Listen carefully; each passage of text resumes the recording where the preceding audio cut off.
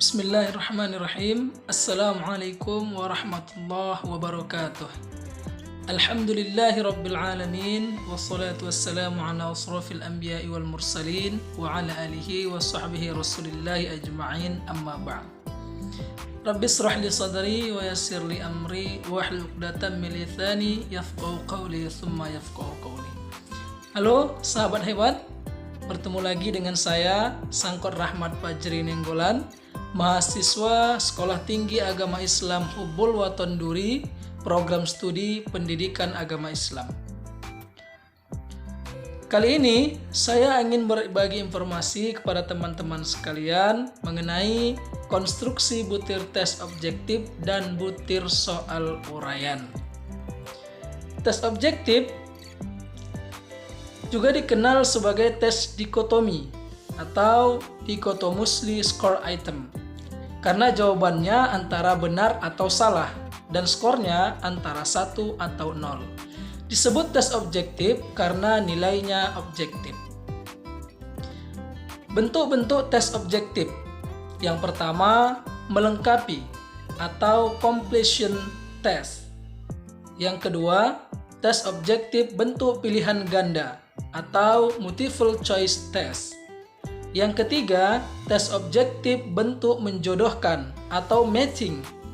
Yang keempat, tes objektif bentuk isian atau fill in. Dan yang kelima, tes objektif bentuk benar atau salah, true, false. Di antara kelebihan tes objektif, yang pertama, lebih representatif, mewakili isi dan luas bahan. Yang kedua, lebih mudah dan cepat cara memeriksanya karena dapat menggunakan kunci jawaban.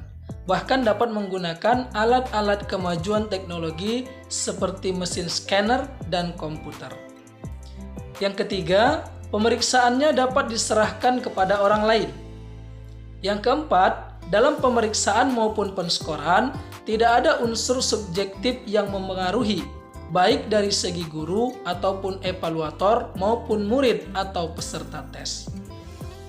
Nah, kalau tadi kelebihan dari tes objektif, ada pula kekurangan tes objektif.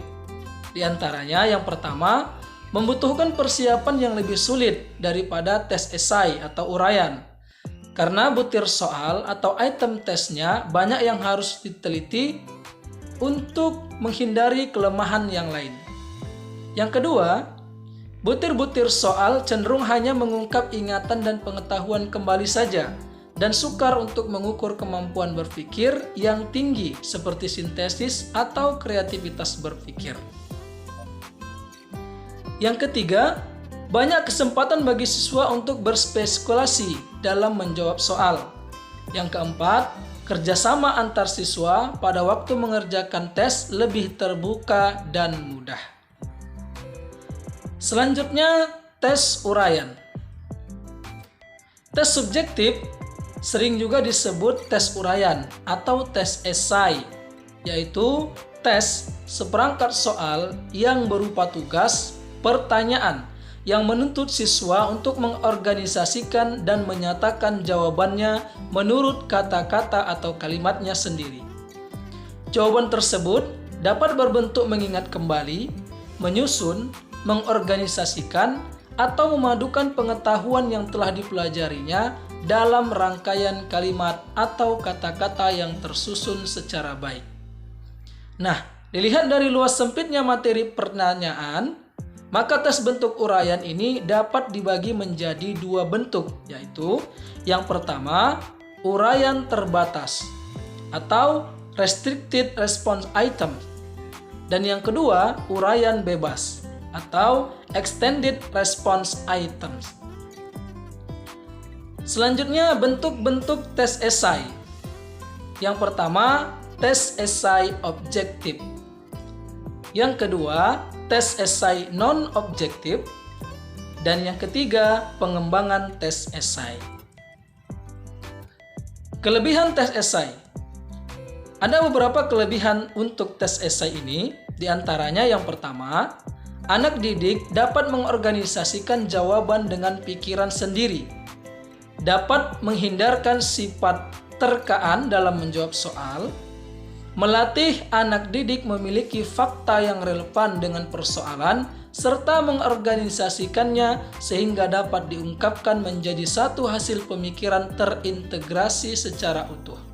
Kemudian, jawaban yang diberikan diungkapkan dalam kata-kata dan kalimat yang disusun sendiri, sehingga melatih untuk dapat menyusun kalimat dengan bahasa yang baik, benar, dan cepat. Dan yang terakhir, soal bentuk uraian ini tepat untuk mengukur kemampuan analitik, sintesis, dan evaluatif. Nah, tes esai ini juga tidak terlepas dari kekurangan. Di antara kekurangan tes esai itu adalah yang pertama, murid sering menerka-nerka dalam memberikan jawaban karena mereka belum menguasai bahan pelajaran tersebut.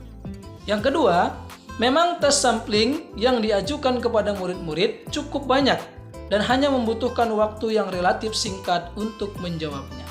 Yang ketiga, tidak biasa mengajak murid untuk berpikir taraf tinggi. Dan yang keempat, banyak memakan biaya karena lembaran item-item tes harus sebanyak jumlah pengikut tes.